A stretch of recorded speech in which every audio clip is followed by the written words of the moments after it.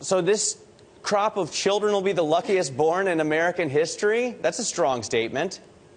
Yeah, I mean, it was quite forceful. We've seen this kind of language from Buffett in the past, but he really went above and beyond in this year's letter to discuss why he thinks America is so great. And it really boils down to the fact that we have a capitalist system that keeps marching towards more and more productivity. We have more GDP per capita, 6 times more today than what we had when he was born. And for Buffett, that's just the key factor. He said basically to shareholders, but he's speaking to a wider audience here, that we should put aside what politicians are telling us about the state of the economy right now, because over a much longer time period, America really has worked out for society.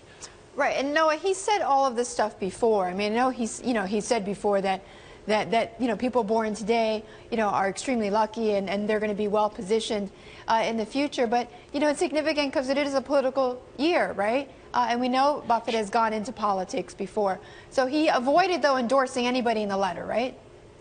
Yeah. I mean, I think there's a chance that people would have been quite mad if he did. The letter really wasn't the place to do that, but you're exactly right. He has been wading into politics. He's been very clear that he supports Hillary Clinton and expects her to win the campaign.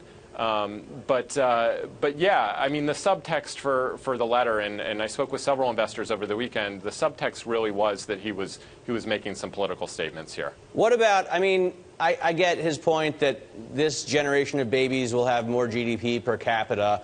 I guess you could argue about if that makes them better off or not. But what about this year, the U.S. economy right now? Because so many people have been fearful we're headed towards a recession, and the economic indicators really don't point that out.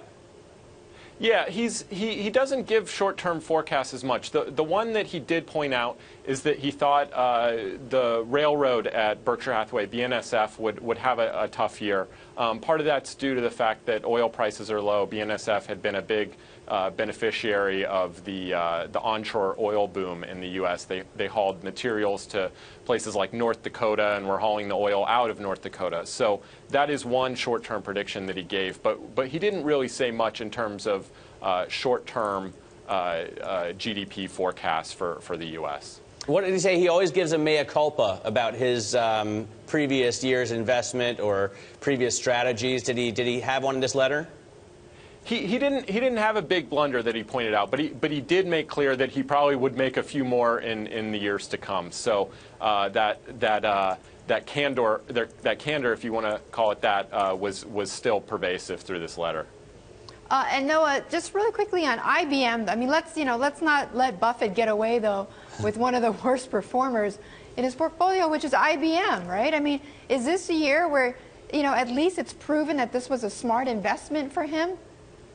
He really wasn't willing to throw in the towel there, and he's defended this pick in the past and said the jury's out. Well, is basically Munger said the jury is still out on this investment, but Buffett said he's not throwing in the towel. He likes the cash that the business is generating, and he thinks over the long haul the stock price is going to rise, so he's holding. What about debt? Looks like he's lightening up a little bit on bonds. What's the significance of that? Yeah, I mean, that's a long-term trend at Berkshire. Buffett hasn't liked the rates on bonds. He thinks that's not the place that he wants to put Berkshire's money, and we saw that trend continue last year. Interestingly, he has been borrowing some to do his acquisitions. He said he plans to issue about $10 billion in bonds to fund his purchase of Precision Castparts. That's the manufacturer he bought earlier this year in one of his biggest deals.